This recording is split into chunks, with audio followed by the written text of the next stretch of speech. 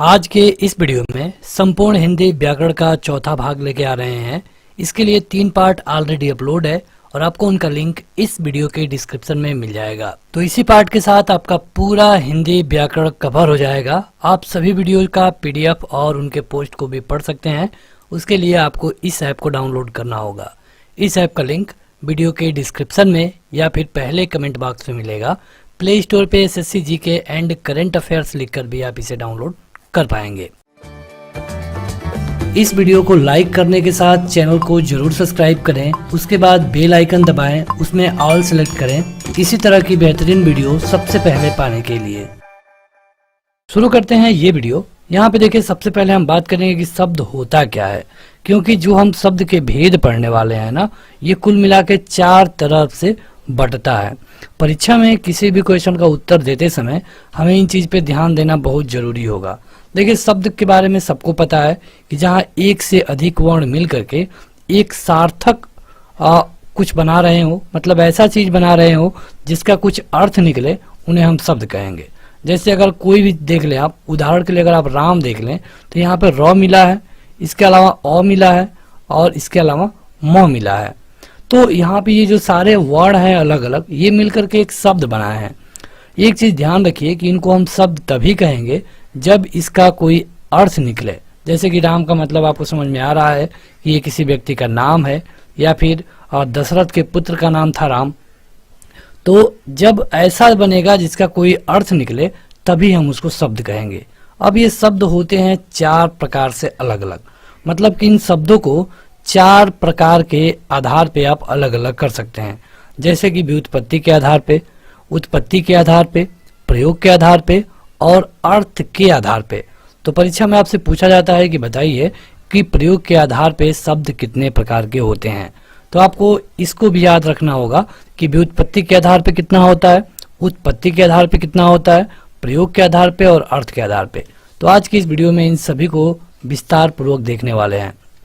सबसे पहले बात करेंगे व्युत्पत्ति के आधार पे। तो व्युत्पत्ति के आधार पे जो शब्द होता है यह 3 तरह का होता है और किसी भी वनडे परीक्षा के दृष्टिकोण से ये सबसे ज्यादा महत्वपूर्ण है।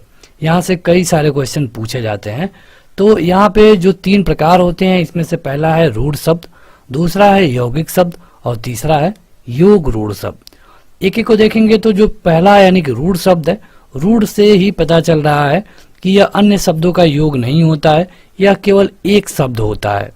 इसमें कोई भी समास, संधि, उपसर्ग, प्रत्यय का प्रयोग नहीं होता है। यह खुद में एक शब्द है और अगर आप इसे कभी भी तोड़ने की कोशिश करेंगे तो उसमें से किसी का भी कोई अर्थ नहीं निकलेगा। जैसे अगर नल है, नल एक शब्द है, अगर आप इसे तोड़ना चाहें तो आप इसे इस तरह तोड़ सकते हैं, न और ल। तो क्या इस न का कोई अर्थ निकल रहा है? क्या इस ल का कोई अर्थ है? तो नहीं है। तो इस तरह के शब्दों को आप कहते हैं रूढ़ शब्द, जैसे कि दिन, कमल इत्यादि। तो रूढ़ शब्द से बाद आप इतना ही जानिए कि ये शब्द किसी का योग नहीं होते हैं और इनमें कोई भी संधि, समास, उपसर्ग, प्रत्यय नहीं होता है। अगला है यौगिक शब्द। तो यौगिक से ही आपको पता चल जाना चाहिए, यौगिक मतलब होता है जोड़। तो ऐसे शब्द जो 2 या 2 से अधिक रूढ़ शब्दों से मिलकर के बनते हैं, मतलब कि जो छोटे छोटे शब्द हैं उनसे ये मिलकर के बनते हैं और इनको आप विच्छेद कर सकते हैं। जैसे कि विद्यालय, तो इसे आप तोड़ सकते हैं, विद्या, धन, आलय। देखिए, तोड़ना के लिए इस चीज का आपको ध्यान रखना होता है कि जो अलग अलग शब्द हो रहा है दोनों का अलग अलग अर्थ निकले। विद्या मतलब कि विद्या, आलय मतलब कि जहाँ पे इसको प्राप्त किया जाता है। उसी तरह चरण कमल, ये एक शब्द है, इसको आप चाहें तो एक तरफ चरण और एक तरफ कमल भी तोड़ सकते हैं। तो रूढ़ में आपने क्या देखा कि ऐसा शब्द होगा जो कि टूटेगा नहीं। यौगिक में क्या होगा, ये शब्द टूट जाएगा और जो भी इसका अलग अलग विच्छेद होगा उन सब का अपना अपना अलग अलग अर्थ होता है। अगला और तीसरा है योग रूढ़ शब्द। तो यहाँ पे देखिए, रूढ़ है और योग है, यानी कि यहाँ पर यौगिक शब्द होते हैं लेकिन ये अपने साथ साथ एक तीसरा अर्थ भी रखते हैं। जैसे अगर आप विद्यालय को देख लें तो इन दोनों, मतलब विद्यालय या फिर विद्याधनालय, दोनों का अर्थ एक ही है। अगर आप विद्यालय कर रहे हैं तो जहाँ पे विद्या मिलती है, या फिर अलग अलग कर रहे हैं तो वही बात हुई। लेकिन जो योग रूढ़ शब्द होते हैं, यहाँ पे तीसरा अर्थ भी आ जाता है। जैसे कि दशानन। अगर आप दशानन को देखें तो इसको आप तोड़ेंगे तो ये हो जाएगा 10 आनन। 10 आनन, 10 मतलब कि 10, आनन मतलब कि सिर। ठीक, तो अगर हम दशानन कहें तो देखिए इसको तोड़ेंगे तो दोनों का अलग अलग अर्थ है, लेकिन अगर दोनों को मिला दे रहे हैं तो यह किसी तीसरे व्यक्ति की तरफ बता रहा है, और ये था रावण। उसी तरह से पंकज, तो पंकज में पंक मतलब होता है कीचड़ और ज मतलब कि उत्पन्न होने वाला, तो इस तरह से ये भी है योग रूढ़ शब्द। जैसे कि कहा जाता है पीतांबर मतलब पीला, अंबर मतलब कपड़ा, पीला अंबर पीतांबर कहा जाता है कृष्ण को। तो जो ये तीसरा अर्थ निकलने का भाव है ये होता है योग रूढ़ शब्द में। तो यहाँ पे हमने 3 को देखा। पहला था रूढ़, रूढ़ मतलब कि जिसको आप तोड़ नहीं सकते हैं। दूसरा था यौगिक, जिसको आप तोड़ सकते हैं। और तीसरा है योग रूढ़, जिसको आप तोड़ेंगे और जब एक में करेंगे तो जो यहाँ पे एक तीसरे अर्थ का भाव निकल के आएगा। जैसे कहा जाता है लंबोदर, लंब मतलब कि लंबा, उदर मतलब कि पेट। अगर एक साथ पढ़े लंबोदर तो इसका मतलब हो गया गणेश जी। तो ये जो तीसरा अर्थ देने का मतलब की प्रक्रिया है, इसी को हम कहते हैं योग रूढ़ शब्द। इनको आप अगर संधि में पढ़ते हैं तो बहुब्रीहि समास में पढ़ते हैं तो बहुब्रीहि समास में पढ़ते हैं। तो समझिए कि जो भी शब्द बहुब्रीहि समास में प्रयोग किए जा रहे हैं वो सारे योग रूढ़ शब्द होते हैं। अगला देखते हैं, यह है उत्पत्ति के आधार पे शब्दों का भेद। अभी तक आपने क्या देखा यहाँ पे, व्युत्पत्ति के आधार पे, तो इस आधार पे होते हैं 3, और उत्पत्ति के आधार पे कितने प्रकार के होते हैं 5, जिसमें से पहला है तत्सम। तत्सम मतलब कि जो संस्कृत के समान हो। तद्भव जो संस्कृत से निकला हुआ हो।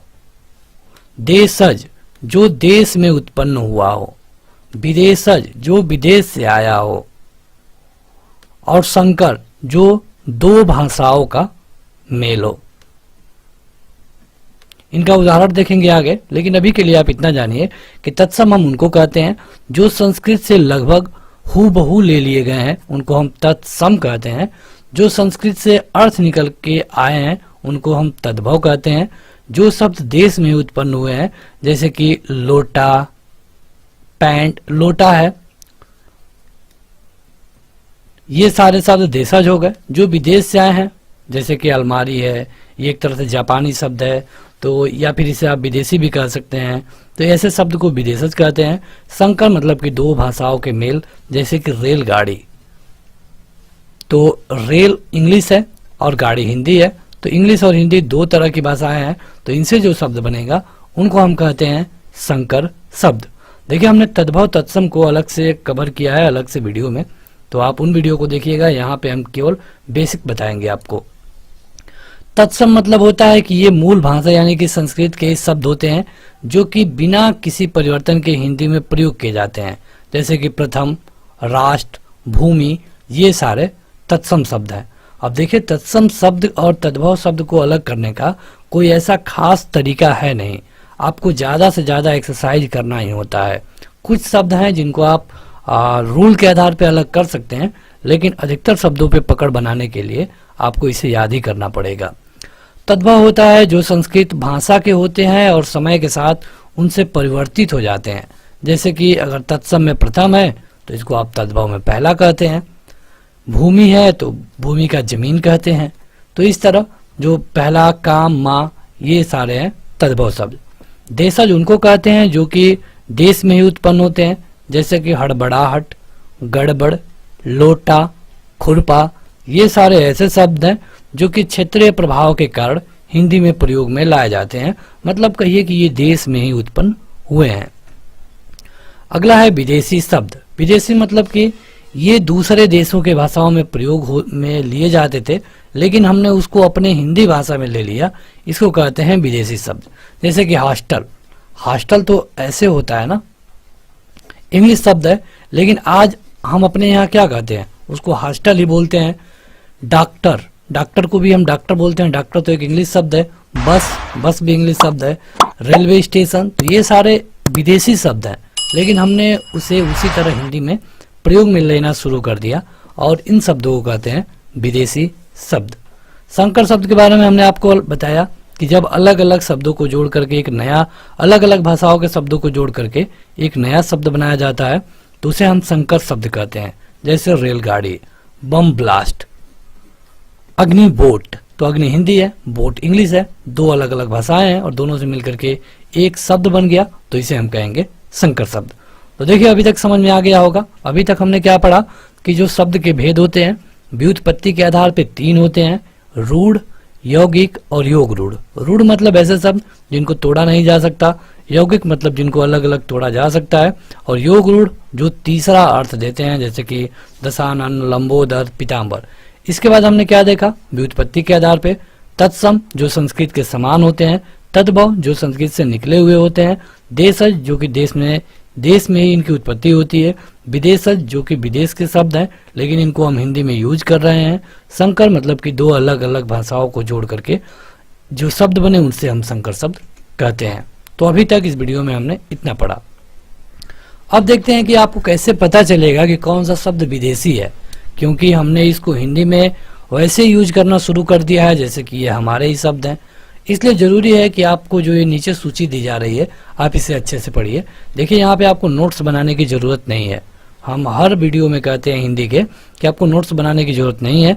आप एप्लीकेशन पे जाइए जिसका लिंक वीडियो के डिस्क्रिप्शन में मिलेगा, वहां जाकर आप इसे लाइन बाई लाइन जैसे आप किसी बुक में पढ़ते हैं तो आप पढ़ सकते हैं। वहाँ पे इतना मटेरियल मिलेगा जो आपके वनडे एग्जाम के लिए काफ़ी होगा।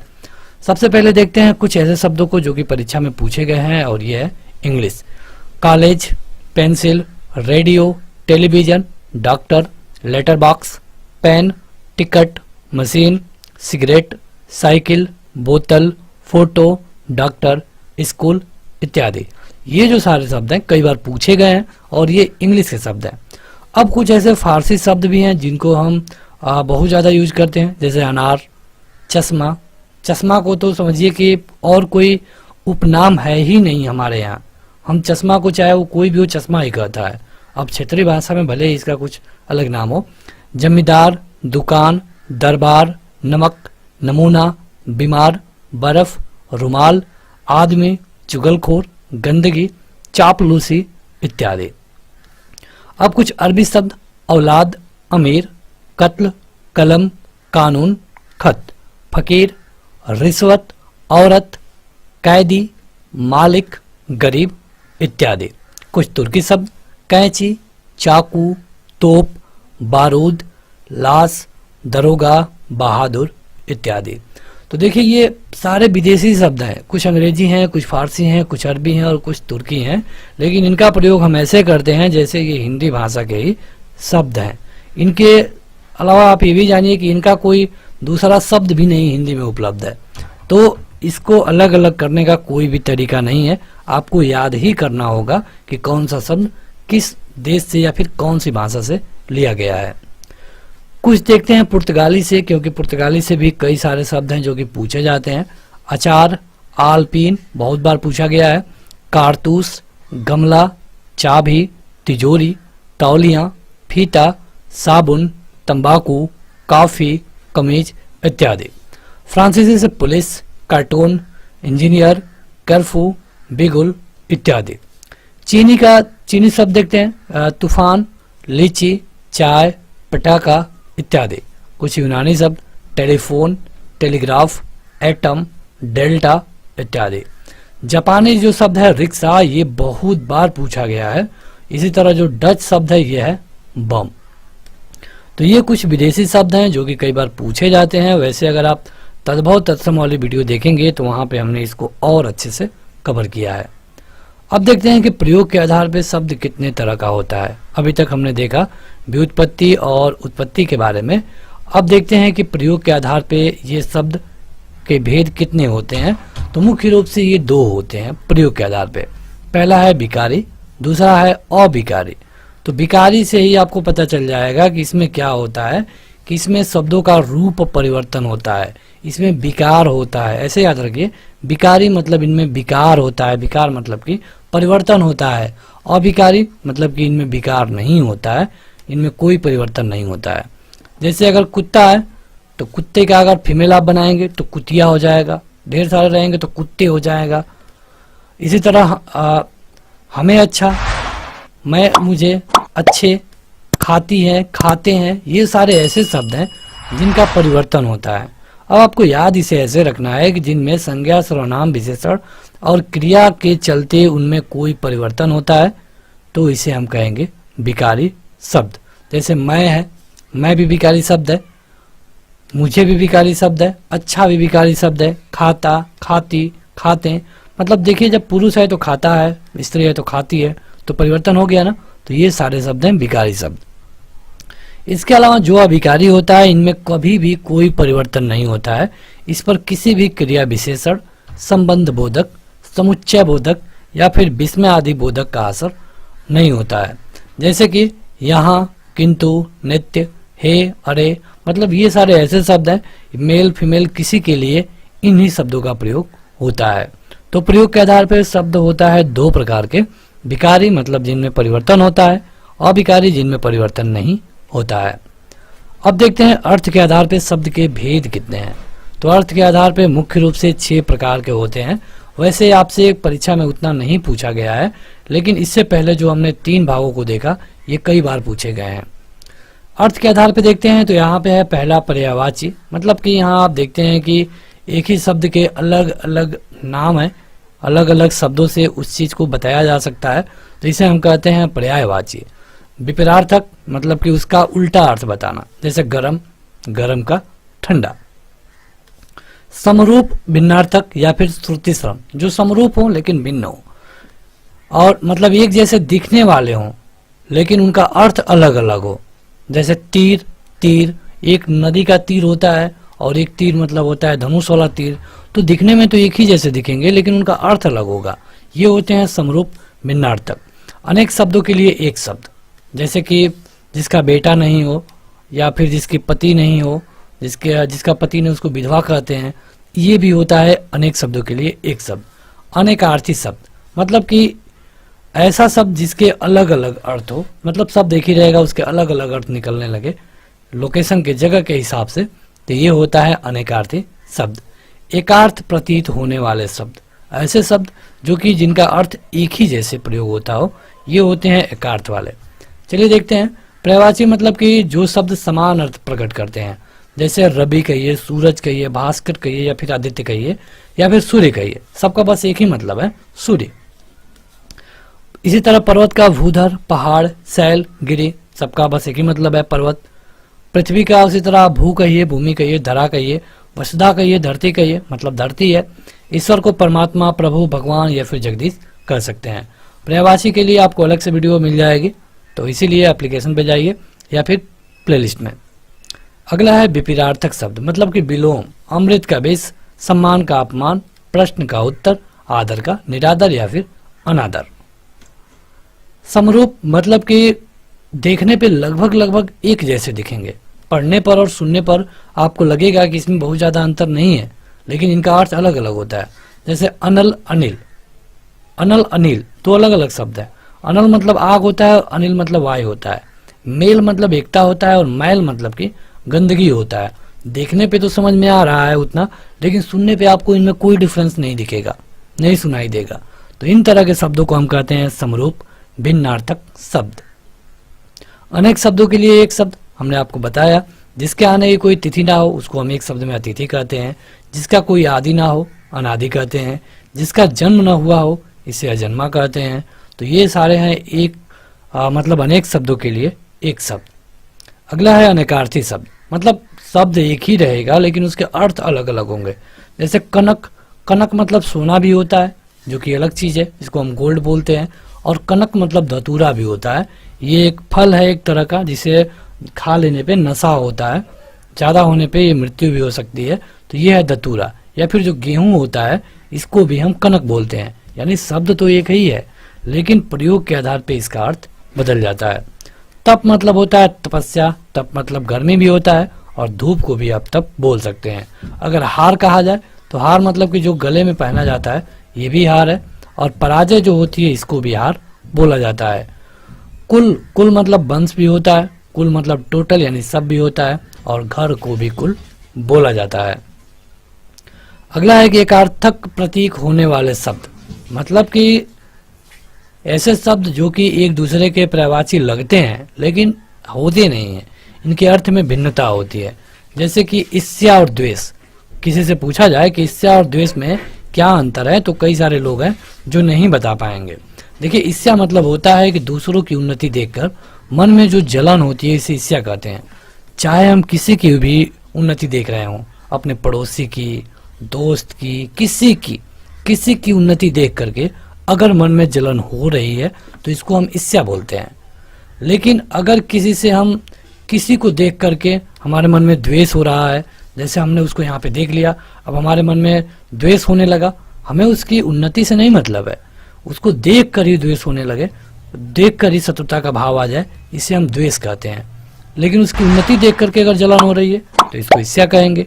देखिए, दोनों देखने में तो समझने में भी कई सारे लोगों को एक लगेगा, लेकिन एक है नहीं। अपराध मतलब कि जब आप किसी सरकारी कानून को तोड़ते हैं तो ये अपराध होता है, अगर आप किसी धार्मिक कानून को तोड़ते हैं तो ये पाप होता है। तो युग्म शब्द का ये मतलब है कि जैसे कि जब हम हिंदी की बात करते हैं तो कई सारे शब्द ऐसे पाए जाते हैं जिनके उच्चारण समान होते हैं।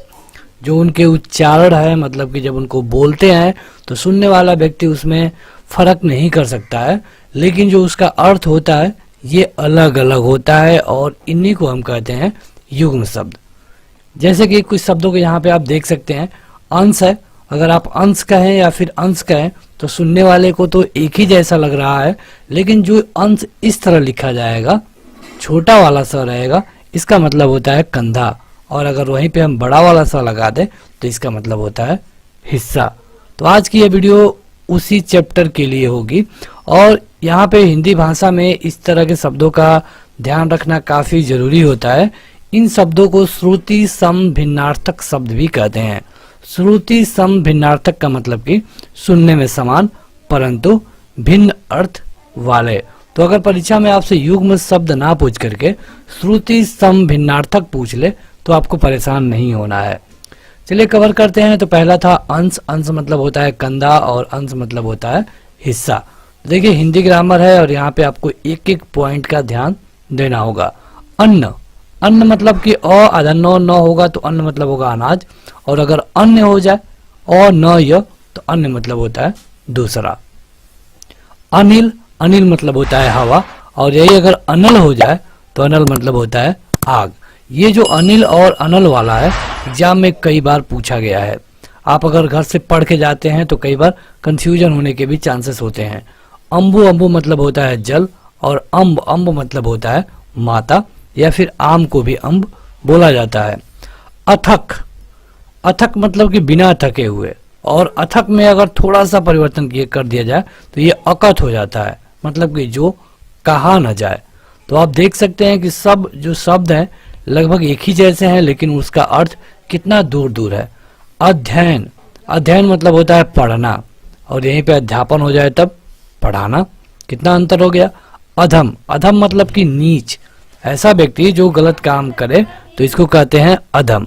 और अधर्म, अधम अभी आपने देखा, ये हो गया अधर्म। अधर्म मतलब कि ऐसा काम जो कि समाज के रीति रिवाज के खिलाफ है, इसे हम अधर्म कहते हैं, या फिर जो धर्म के खिलाफ है उसको हम अधर्म कहते हैं। अधर्म मतलब कि पाप। अली, अली मतलब होता है सखी, अगर बड़ी ई का मात्रा लगाओ और यहीं पे अगर छोटी ई का मात्रा लगाओ तो अली मतलब होता है भौरा। ये भी कई बार पूछा गया है। अंत, अंत मतलब समाप्ति, और अगर ये लिखा गया हो अत्यंत मतलब कि इसका मतलब होता है नीच या फिर अंतिम।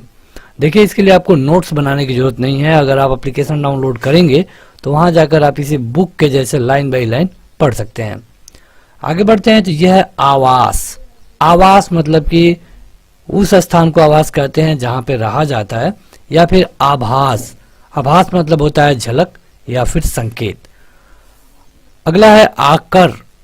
आकर मतलब होता है खान, जैसे किसी चीज की खान है तो उसको हम आकर बोलते हैं, और इसी आकर में अगर थोड़ा सा परिवर्तन कर दिया जाए तो ये आकार हो जाता है। आकार मतलब सबको पता है, उनका आकार ऐसा था, मतलब रूप या फिर सूरत।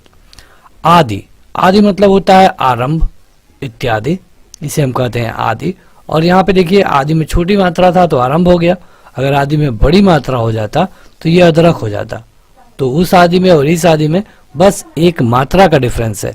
छोटी मात्रा तो आरंभ और बड़ी मात्रा तो अदरक या फिर अभ्यस्त, मतलब कि जिसको अभ्यास, मतलब जिसने अभ्यास कर लिया हो। तो बढ़ते हैं आगे, देखेंगे कुछ और शब्दों को। यह है आरती। अगर छोटी वाली मात्रा है तो इसका मतलब होता है विरक्ति या फिर दुख।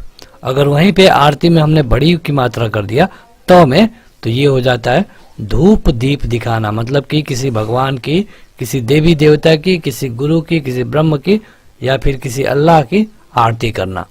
आभरण, आभरण मतलब होता है गहना, और यहीं पे अगर आमरण हो जाए तो मतलब कि मरने तक।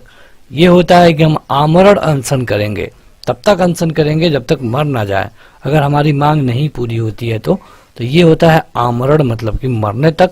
आभरण मतलब कि गहना। आयत मतलब कि जो समकोण चतुर्भुज होता है उसको हम आयत बोलते हैं। जैसे कि आप आयत के बारे में, वर्ग के बारे में पढ़ा ही होगा। और अगर इसको आयात कह दे तो जो भी बाहर से सामान आता है, मतलब कि विदेशों से कोई सामान भारत आ रहा है तो इसको हम कहते हैं कि ये आयात हो रहा है। इसका उल्टा होता है निर्यात। आर्त, आर्त मतलब होता है दुखी। अगर तो पे उड़ंतुआ र हो, आर्त, आर्त मतलब होता है दुखी। और यही अगर आर्द्र हो जाए तो आर्द्र मतलब होता है गीला। देखिए वैसे तो इनका बड़ा असर नहीं है, लेकिन अगर आप बात कर रहे हैं हिंदी व्याकरण की तो ये आपके लिए काफी महत्वपूर्ण हो जाता है। इत्र, इत्र मतलब होता है सुगंध। और अगर इतर कर दें तो इतर मतलब कि दूसरा। इति मतलब छोटी वाली मात्रा हो और छोटी वाली ई हो तो इति मतलब की समाप्ति। और अगर बड़ी वाली ई हो और छोटी वाली मात्रा हो तो इस इति का मतलब होता है फसल की बाधा। इंदु, इंदु मतलब होता है चंद्रमा, और इंदूर मतलब होता है चूहा। इड़ा, इड़ा मतलब होता है पृथ्वी या फिर नाड़ी को भी इड़ा बोलते हैं। और अगर यहीं पे बड़ी ई का मात्रा हो जाए तो इसका मतलब होता है स्तुति, मतलब कि पूजा, वंदना। उद्दत, उद्दत मतलब होता है उदंड। और उद्दत अगर इसमें ध ना रहे तो इसमें केवल द और द रहे तो उद्दत मतलब होता है तैयार। तो आप देख सकते हैं कि कितने छोटे छोटे डिफरेंस है। इन शब्दों को याद करने का बस एक ही तरीका है कि आप इस वीडियो को पूरा देखने के बाद ऐप पे जाके इनको 2-3 बार लिखने की प्रैक्टिस करिए। 1-2 बार आप पढ़ लेंगे तो कई शब्द ऐसे हैं जो याद हो जाएंगे। उपरक्त, उपरक्त मतलब कि भोग विलास में लीन, उपरक्त। और अगर उपरत हो जाए तो विरक्त। देखिए ये लीन है और ये विरक्त है, दोनों एक दूसरे से विलोम है, थोड़ा सा परिवर्तन हुआ है। तो यहाँ पे क है और यहाँ पे क नहीं है। उपाधि, उपाधि मतलब होता है पद या फिर खिताब। और अगर यहाँ पे जो छोटी की मात्रा था उसे हम बड़ा कर दें, उपाधि कर दें, तो ये हो जाएगा उपद्रव। रीत, रीत मतलब होता है सत्य। रीत मतलब होता है सत्य। और अगर हम तो में छोटी की मात्रा लगा दें, ऋतु कर दें, तो ऋतु मतलब होता है मौसम। एतवार, एतवार मतलब होता है रविवार। और अगर इस पे ए पे आय कर दें, इसको एतवार कर दें, तो एतवार मतलब होता है विश्वास। एतबार करो मतलब विश्वास करो। आगे बढ़ते हैं तो अगला है कुल। कुल मतलब होता है अगर छोटी ई का मात्रा हो, छोटा ऊ का मात्रा हो तो कुल मतलब होता है वंश या फिर जो टोटल होता है ना, सब, इसको भी हम बोलते हैं कुल। अगर यहीं पे बड़ा ऊ का मात्रा हो जाए तो इस कुल मतलब होता है किनारा। कंगाल, कंगाल मतलब होता है भिखारी, मतलब वो बिल्कुल कंगाल है। और अगर ग को क से रिप्लेस कर दें तो ये हो जाएगा कंकाल। कंकाल मतलब होता है ठठरी या फिर हड्डी। कर्म, कर्म मतलब होता है जब मौ पे उड़ंतुआ र रहेगा तो काम। और अगर क में र जुट जाए इस तरह तो ये होता है क्रम। क्रम मतलब होता है सिलसिला। देखिए अगर आप इस वीडियो को देख रहे हैं और यहाँ पे आपको क्वालिटी संबंधी कोई इशू है तो मोबाइल में 3 डॉट का बटन ऊपर दिख रहा है और लैपटॉप में नीचे क्वालिटी का ऑप्शन है। यहाँ पे क्लिक करके आप इस वीडियो को 4K क्वालिटी में देख सकते हैं। तो आपको कहीं पर भी देखने में कोई दिक्कत नहीं होगी। ये वीडियो 4K क्वालिटी में अपलोड है। कृपण, कृपण मतलब होता है कंजूस। अगर हम कृ पर री का मात्रा लगाएं और कोई भी और मात्रा ना लगाएं तो, और यहीं पे अगर हम कृपाण कर दें तो ये होता है कटार। जैसे कि जो पंजाबी होते हैं कृपाण लेके चलते हैं। कर, कर मतलब होता है हाथ। और इसी कर का मतलब टैक्स भी होता है, टैक्स। और कारा, कारा मतलब होता है कारागार, मतलब कि जेल। कपि, कपि अगर छोटी ई का मात्रा हो तो बंदर और बड़ी ई का मात्रा हो तो घिरनी। ये बहुत बार परीक्षा में पूछा गया है। कृति, कृति में अगर छोटी ई का मात्रा हो तो कृति मतलब की रचना होती है, जैसे तुलसीदास जी की कृति रामचरितमानस है। और अगर बड़ी ई की मात्रा हो जाए तो ये होता है निपुण, जैसे वो घुड़सवार में कृति है या फिर पुण्यात्मा। अगर कृति हो जाए तो इसका मतलब होता है मृग चर्म, और अगर कृति हो जाए तो इसका मतलब होता है यश। तो आप देख सकते हैं कितना कम डिफरेंस है, लेकिन अर्थ में बिल्कुल ज्यादा हो गया है। कृत, कृत मतलब होता है किया हुआ, और अगर क में री का मात्रा हो और बड़ी ई लगा दे तो इसका मतलब होता है खरीदा हुआ। आगे बढ़ते हैं तो अगला है खोआ। खोआ किसको कहते हैं? जो भी दूध का बना ठोस पदार्थ होता है उसको हम खोआ बोलते हैं। लेकिन अगर यहाँ ओ है, इसको य से रिप्लेस कर दें या कर दे खोया। खोया मतलब कि भूल गया या फिर खो गया। खल, खल मतलब होता है दुष्ट, और अगर अ ल पे छोटा उ का मात्रा लगा दे खलू कर दे तो ही तो निश्चय। गण, गण मतलब होता है समूह, और अगर ग ड और य लगा दे तो ये होता है गिनने योग्य। गण, गण मतलब कि गिनने योग्य। गुड़, गुड़ मतलब होता है शक्कर, और इसी गुड़ का मतलब होता है गंभीर। तो देखिए लगभग एक ही जैसे दिख रहे हैं, लेकिन थोड़ा बहुत डिफरेंस है। ग्रह में होते हैं सूर्य चंद्रमा आदि को हम ग्रह कहते हैं, और अगर हम गृह कह दें तो गृह मतलब होता है घर। गिरी, जब र पे हम बड़ी का मात्रा लगाएंगे तो इसका मतलब होता है गिरना। गिरी, गिरना। और अगर गिरी हो जाए तो इसका मतलब होता है पर्वत, छोटा ई का मात्रा हो जाए तो। गज, गज मतलब होता है हाथी, और गज मतलब होता है एक मापक, जैसे कि उसने 2 गज जमीन मांग ली या फिर 4 गज चाहिए उसको दफनाने के लिए, तो ये भी गज होता है। और गज मतलब हाथी को भी हम गज बोलते हैं। गिरीश, गिरीश मतलब होता है हिमालय, और अगर यहाँ पे छोटी ई का मात्रा हो जाए र पे तो इसका मतलब होता है शिव, मतलब गिरी पे रहने वाला भगवान यानी कि शिव। ग्रंथ, ग्रंथ में हमने होता है पुस्तक, कोई पुस्तक हो जिसको हम ग्रंथ बोलते हैं। और अगर थ में छोटी की मात्रा लग जाए ग्रंथी हो जाए तो ग्रंथी मतलब होता है गांठ। आगे देखते हैं और कुछ शब्दों को। चिर, चिर मतलब होता है पुराना, अगर छोटा ई का मात्रा हो चौ पे तो चिर मतलब पुराना, और यही अगर बड़ी ई का मात्रा हो जाए तो चिर मतलब कि कपड़ा। चूर, चूर मतलब होता है कर्ण या फिर चोड़, और चूड़, चूड़ मतलब होता है चोटी या फिर सिर। चुकना, चुकना अगर छोटा ऊ का मात्रा हो तो समाप्त होना, और अगर यही बड़ा ऊ का मात्रा हो जाए चूकना तो समय पर न करना। छत्र, छत्र मतलब कि होता है छाता, अगर यहीं पे छ को छ से रिप्लेस कर दिया जाए तो इसका मतलब होता है क्षत्रिय। छिपना, छिपना मतलब होता है अप्रकट होना, और अगर यहीं पे बड़ा ई का मात्रा कर दिया जाए छिपना तो ये होता है मछली फंसाकर निकालना। जलज, जलज मतलब होता है कमल, और जलद मतलब होता है बादल। थोड़ा सा डिफरेंस है लेकिन अर्थ बहुत दूर दूर है। जघन्य, जघन्य मतलब कि ग्रहित या फिर शूद्र, और जघन, जघन मतलब कि नितंब, नितंब जो जांग होती है नितंब। जानू, जानू मतलब होता है घुटना, अगर छोटा ऊ का मात्रा हो तब, और अगर बड़ा ऊ का मात्रा हो तो जांग। जूती, जूती मतलब कि अगर बड़ा ऊ का मात्रा हो और छोटी ई हो तो जूती का मतलब होता है बेग, और अगर बड़ा ऊ का मात्रा हो और बड़ी ई हो तो जूती मतलब होता है जो छोटा जूता होता है उसको हम जूती बोलते हैं। अगला है टुक, टुक मतलब होता है अगर छोटा ऊ का मात्रा हो तो टुक मतलब कि थोड़ा, बड़ा ऊ का मात्रा हो तो टुक मतलब कि टुकड़ा। टोटा, टोटा मतलब होता है घाटा, और यदि यहीं पे अंक का मात्रा लग जाए टोटा हो जाए तो टोटा मतलब होता है बंदूक का कारतूस। डीठ, डीठ मतलब होता है दृष्टि, और अगर यहीं पे हम ढीठ कर दें, ड को ढ से बदल दें तो ढीठ मतलब होता है निडर, कहा जाता है कि तुम बहुत ढीठ हो। डोर, डोर, डोर मतलब होता है सूत, और अगर ड को ढ से रिप्लेस कर दें ढोर कर दें तो ये होता है ढोर मतलब कि मवेशी, मवेशी मतलब कि जिनके 4 पैर हैं। अगला है कि तड़ाग, तड़ाग मतलब कि जल्दी, और अगर इसी को हम ग से रिप्लेस कर दें तड़ाग कर दें तो तड़ाग मतलब होता है तालाब। तरणी, तरणी मतलब होता है सूर्य, और अगर यही छोटी ई की मात्रा को बड़ी ई कर दें तो ये होता है नाव। तक्र, तक्र मतलब होता है मट्ठा, और तर्क, तर्क मतलब होता है बहस करना। तरी, तरी अगर बड़ी की मात्रा है तो गीलापन, छोटी की मात्रा है तो तरी मतलब कि नाव।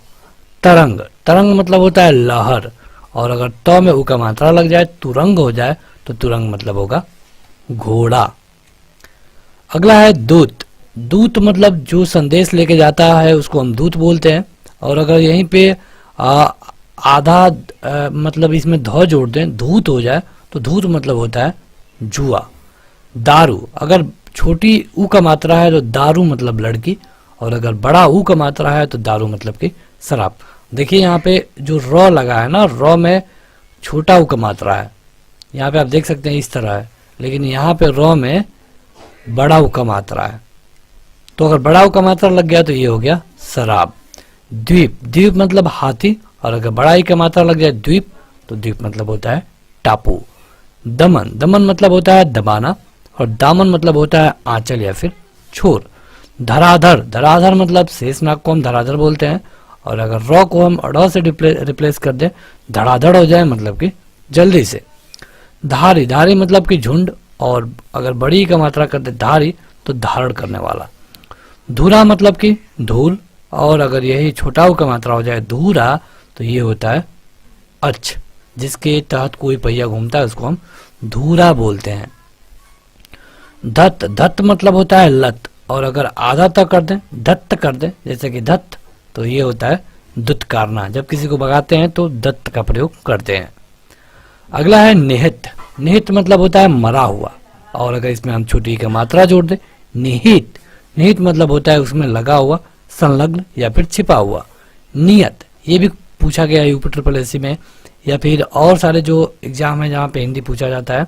नियत, नियत मतलब होता है निश्चित, और अगर बड़ी का मात्रा कर दे तो इसका होता है इरादा या फिर मनसा, आपकी क्या नियत है।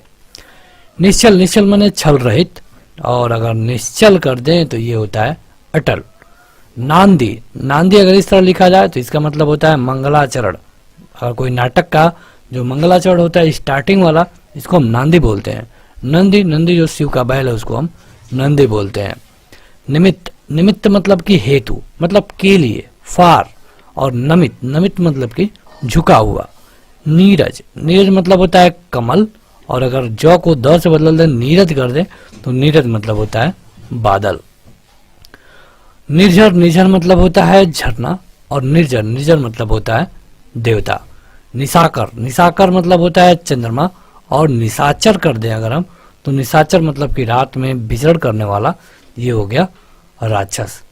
चलिए आगे बढ़ते हैं, लेकिन कमेंट करके बताइए इसका मतलब क्या है, इस वाले सूत का मतलब क्या है, ये आप कमेंट करके बताइएगा। ये भी बहुत बार आपके एग्जाम में पूछा गया है। अगला है प्रदीप, प्रदीप मतलब होता है दीपक। प्रतीप, प्रतीप मतलब होता है उल्टा या फिर विशेष, जो काव्य अलंकार में एक प्रतीप होता है। प्रसाद, प्रसाद मतलब कि जो भगवान का भोग लगता है, कृपा का प्रसाद होता है, और अगर हम इसी को प्रासाद कर दें तो प्रसाद कहते हैं महल को। प्रणय, प्रणय मतलब होता है प्रेम, परिणय मतलब होता है विवाह। प्रबल, प्रबल मतलब कि बहुत ज्यादा पावरफुल, शक्तिशाली, और अगर इसको हम प्रवर कर दें तो प्रवर मतलब होता है श्रेष्ठ या फिर गोत्र। परिणाम, परिणाम मतलब होता है नतीजा, रिजल्ट, फल, और परिमाण कर दे अगर इसको तो ये होता है मात्रा। छोटा सा डिफरेंस है लेकिन अर्थ बहुत दूर है। पास, पास मतलब होता है नजदीक, और अगर हम छोटा सा को बड़ा सा से रिप्लेस कर दें तो पास मतलब होता है बांधने वाला यानी कि बंधन। पीक, अगर बड़ा ई का मात्रा है तो पान आदि का थूक, इसको हम पीक बोलते हैं, और छोटा ई का मात्रा हो जाए तो पिक मतलब कोयल होता है। फुट, फुट मतलब अकेला या फिर इकारा, और फुट, फुट एक खरबूजा जाति का एक फल है। फण, फण मतलब होता है सांप का फन, और अगर फन कर दे तो फन मतलब होता है कला या फिर कारीगर। तो बढ़ते हैं आगे, लेकिन उससे पहले आप हमें कमेंट करके बताइए कि देखिए एक चीज हम पूछ ले आपसे क्वेश्चन, अगर इस तरह हम अंश लिखते हैं तो इसका मतलब होता है कंधा। तो कमेंट करके बताइए कि इस अंश का क्या मतलब होता है, इस वाले अंश का। अगर आपने इस वीडियो को स्टार्टिंग से देखा है तो जरूर बता पाएंगे। बलि, अगर छोटा ई का मात्रा है तो बलि मतलब कि बलिदान, अगर बड़ा ई का मात्रा है तो बलि मतलब कि बलवान यानी कि वीर। बास, बास मतलब होता है महक, गंध, अगर यहीं पे ब को व से रिप्लेस कर दें, वास कर दें तो वास मतलब निवास। बहन मतलब कि बहन, सिस्टर, और अगर ब को व बना दे वाहन, वाहन मतलब कि ढोना। बल, बल मतलब कि ताकत, अगर वल कर दे तो वल मतलब कि मेघ। बंदी, बंदी मतलब कि कैदी, और वंदी मतलब कि भाट या फिर चारण। बात, बात मतलब होता है वचन, और वात मतलब होता है हवा। बुरा, बुरा मतलब होता है खराब, बैड, और अगर बड़ा ऊ का मात्रा हो जाए तो इस बुरा मतलब होता है शक्कर। वन, वन मतलब होता है बनना या फिर मजदूरी। वन कर दें तो वन मतलब होता है फॉरेस्ट यानी कि जंगल। बहु, बहु मतलब होता है अगर छोटा ऊ का मात्रा हो तो बहुत, अगर बड़ा ऊ का मात्रा हो जाए तो पुत्र वधू, या फिर कोई ब्याही स्त्री है तो इसको हम बहु बोलते हैं, जो अपने बेटे की मतलब पत्नी होती है। आगे बढ़ते हैं तो यह है भंगी। भंगी मतलब कि लहर, टेढ़ापन। अगर यहीं पे बड़ी की मात्रा हो जाए, भंगी हो जाए, तो इसे कहते हैं मेहतर या फिर भंग करने वाला। भीड़, भीड़ मतलब होता है बड़े, और अगर भीड़ कर दें मतलब बड़ी की मात्रा कर दें तो जन समूह को कहते हैं भीड़। तो चलिए एक चीज और बताइए, अली मतलब क्या होता है? ये आपके लिए क्वेश्चन है जिसका उत्तर आप कमेंट करके बताएंगे कमेंट बॉक्स में। अली मतलब क्या होता है? आपको बता दें कि इस अली, अगर इस तरह के अली लिखें इसका मतलब होता है सखी। तो छोटी वाली मतलब छोटी की मात्रा हो तब इसका अर्थ क्या होगा, इसी वीडियो में हमने उसको कवर किया है। भित्ति, भित्ति मतलब होता है दीवार या फिर बेस, और भीत मतलब होता है डरा हुआ। भवन, भवन मतलब कि महल, और भुवन, भुवन मतलब कि होता है संसार। भारतीय मतलब कि भारत का, और ये वाला भारतीय अगर आप लिख दें, यह हटा दें तो ये होता है सरस्वती। भोर, भोर मतलब कि सवेरा, और अगर बी जोड़ दें, बी भोर कर दें तो विभोर मतलब कि मग्न, वह उसकी भक्ति में विभोर हो गया। सर, छोटा सक रहे तो तालाब, बड़ा सर रहे तो सर मतलब कि तीर। सूर, सूर मतलब कि अंधा, या फिर सूर्य को हम सूर बोलते हैं छोटा वाला स के साथ, अगर इसी को हम बड़ा वाला स से रिप्लेस कर दें तो सूरवीर, वह बहुत सूरवीर था। सुत, सुत मतलब कि धागा, और सुत, सुत मतलब कि बेटा। हमने आपसे इसी सूत के बारे में पूछा था, पहला वाला क्वेश्चन इस वीडियो का। वैसे तो आप देखेंगे तो हिंदी व्याकरण में ढेर सारे कवि हैं और उनकी रचनाएं भी उससे ज्यादा हैं, लेकिन यहाँ पर हम कुछ ही कवियों और उनकी रचनाओं को देखेंगे। यहाँ पर जो भी हम कवर करने वाले हैं ये सारे आपके लिए महत्वपूर्ण होगा। आप ये भी कह सकते हैं कि इनमें से कई ऐसे हैं जो कई बार पूछे गए हैं। देखिए, सबसे पहले शुरू करते हैं दलपत विजय से। ये कवि हैं और इनका जो रचना है ये है खुमान रासो। अब देखिए, ऐसा नहीं है कि दलपत विजय की बस एक ही रचना है खुमान रासो, कई सारी हैं, लेकिन जो परीक्षा में पूछा जाता है यह है खुमान रासो। नरपति नाल, यह है बीसल देव रासो। तो जब रासो करके आता है तो आपको काफी कंफ्यूज करता है। रासो से आपको 5-6 दिखेगा, जैसे कि परमाल रासो, ये जगनिक ने लिखा है, और हमीर रासो, ये सारंगधर ने लिखा है। पृथ्वीराज रासो, ये चंद्र दरबाई ने लिखा है। चंद्र दरबाई पृथ्वीराज चौहान के दरबार में रहते थे, और ये भी काफी महत्वपूर्ण है। यूपी के या फिर अगर पूरे नेशनल लेवल पे देखेंगे तो कई बार परीक्षाओं में पूछा गया है कि पृथ्वीराज रासो की रचना किसने की थी, तो ये किया गया चंद्र दरबाई के द्वारा, चंद्र बरदाई के द्वारा। तुलसीदास, तुलसीदास ने कई रचनाएं की, लेकिन जो इनसे पूछा जाता है यह है रामचरितमानस, विनय पत्रिका, कवितावली, दोहावली, जानकी मंगल। देखिए, इस वीडियो के लास्ट में आपको इससे रिलेटेड क्वेश्चन मिलेगा, मतलब 5 क्वेश्चन हम आपसे पूछेंगे, इसलिए जरूरी है कि इस वीडियो को ध्यान से देखिए ताकि आप उनका उत्तर बता पाए। कबीरदास, रामायणी, सबद और साखी, इसी एक लाइन में साखी, सबद, रामायणी भी बोला जाता है। सूरदास, सूरसागर, साहित्य लहरी और सूर सरावली, ये तीनों रचनाएं सूरदास की हैं। इसके अलावा जायसी की जो रचनाएं हैं यह है पद्मावत, अखरावट और आखिरी कलाम। इसमें से पद्मावत बहुत बार आपके परीक्षा में पूछा गया है। आगे बढ़ते हैं तो यह है बिहारी, और बिहारी की बस एक ही रचना पूछी जाती है, ये है बिहारी सतसई। ये श्रृंगार रस के कवि हैं बिहारी। बिहारी सतसई एक ऐसी रचना है जो कई बार आपके परीक्षाओं में आया है। इसके बाद जो देव हैं उन्होंने अष्टयाम, भाव विलास और रस विलास को लिखा है। तो विलास आपको जहां पर भी दिख जाए समझ जाइए कि ये देव की रचना है। पदभारण, हितोपदेश, ये बहुत बार पूछा गया है। राम रसायन और जगत विनोद, ये पदाकर के द्वारा लिखा गया है। ललित ललाम, ये भी बहुत बार पूछा गया है। चंद्रसार, रसराज और साहित्यकार, ये मतीराम ने इसकी रचना की है। अगर आप चिंतामणि की रचनाओं को देखेंगे तो यह है कविकुल, कल्पतरु, काव्य विवेक, इसी तरह भूषण का भी कई बार पूछा जाता है, शिवा बावने, शिवराज भूषण और छत्रसाल दशक। इसमें से शिवा बावने बहुत बार आपके परीक्षा में आया है। केशवदास है, केशवदास की जो रचनाएं हैं यह है रामचंद्रिका, कवि प्रिया, रसिक प्रिया और विज्ञान गीता। ये सब लिखा है केशवदास ने। अब आपने कबीरदास को देख लिया तो रहीम दास को भी देख लीजिए। रहीम सतसई, देखिए अगर बिहारी लिखेंगे तो बिहारी सतसई, रहीम लिखेंगे तो रहीम सतसई। इसके अलावा रहीम ने श्रृंगार सतसई भी लिखा है, रहीम रत्नावली भी है, रास पंचाध्याय भी है और बरवे नायिका। ये पूछा गया है कई बार।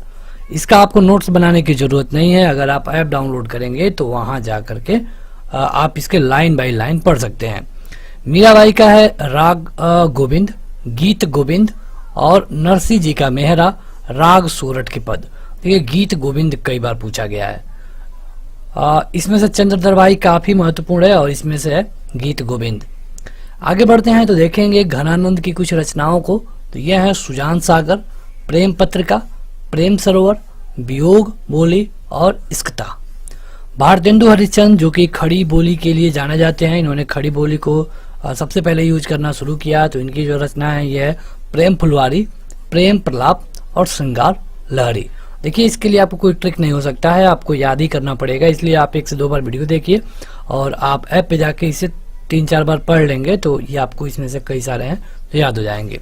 राम नरेश त्रिपाठी का है पथिक, मिलन, स्वप्न, मानसी, ग्राम्य गीत। श्रीधर पाठक कश्मीर सुषमा, भारत गीत, हेमंत, मनो विनोद, स्वर्गीय और बीड़ा, ये श्रीधर पाठक की रचनाएं हैं। अयोध्या सिंह उपाध्याय यानी कि जिनको हम अरियौध जी कहते हैं, इनकी 2-3 रचनाएं जो पूछी जाती हैं, वैदेही वनवास और प्रिय वैवास, ये कई बार पूछे, प्रिय प्रवास ये कई बार पूछा गया है। चौखे चौपदे और रथ कलश अयोध्या सिंह की ही रचनाएं हैं। मैथिली शरण गुप्त की जो रचना है यह साकेत, यशोधरा, भारत भारती, सिद्धराज, द्वापर और पंचवटी। जयशंकर प्रसाद के बारे में भी कई सारे क्वेश्चन बनते हैं।